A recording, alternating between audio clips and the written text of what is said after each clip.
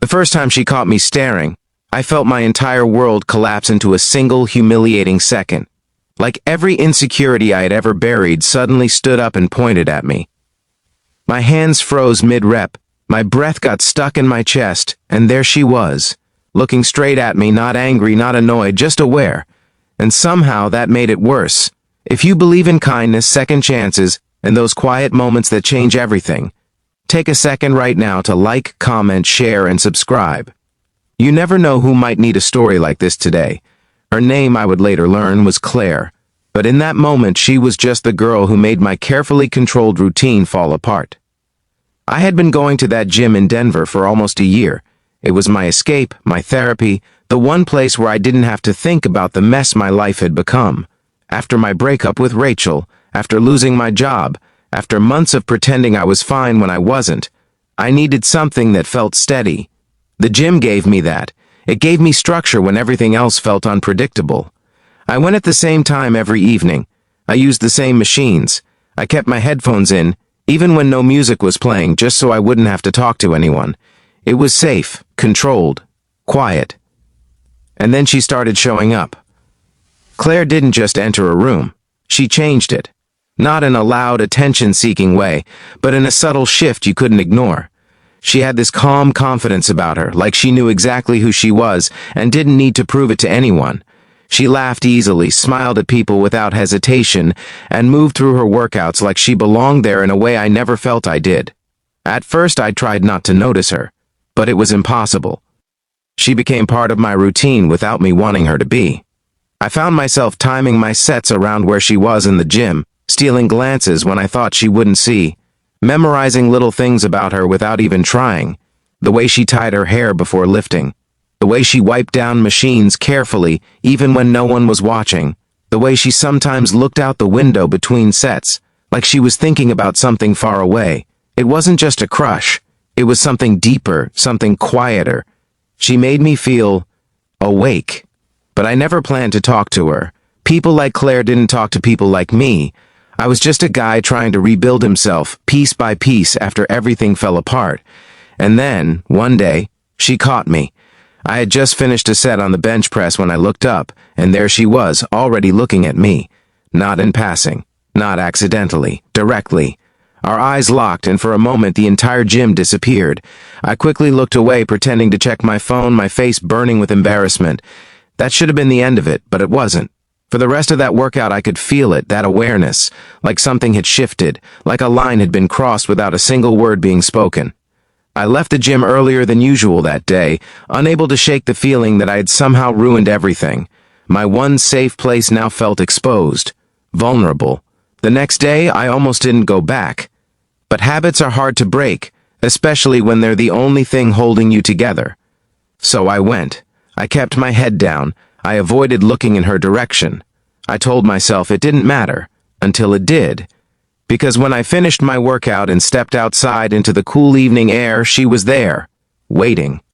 At first I thought it was a coincidence. Maybe she was checking her phone, waiting for a ride, or just taking a break. But when she looked up and saw me, and didn't look away, I knew it wasn't random. My heart started racing. My instincts told me to keep walking, to pretend I hadn't noticed. But my feet wouldn't move. She wasn't smiling. She wasn't frowning either. There was just this quiet determination in her eyes, like she had already decided something.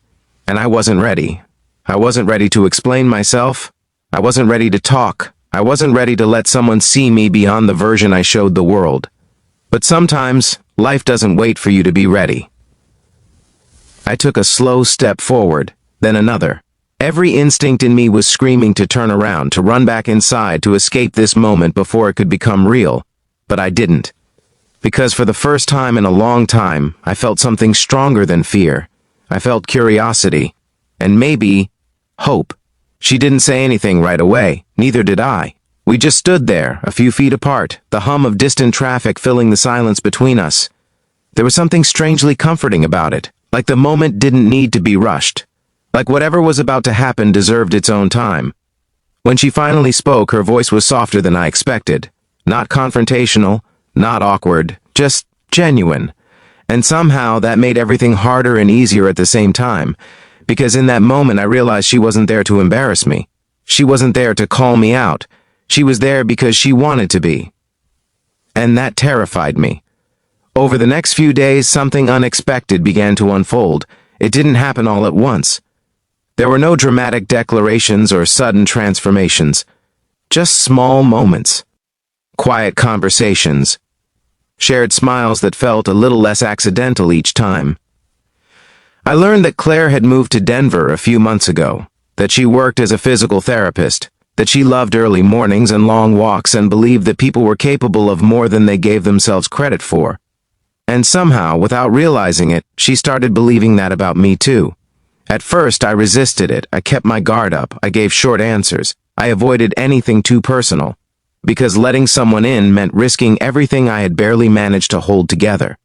But Claire was patient. She didn't push. She didn't demand.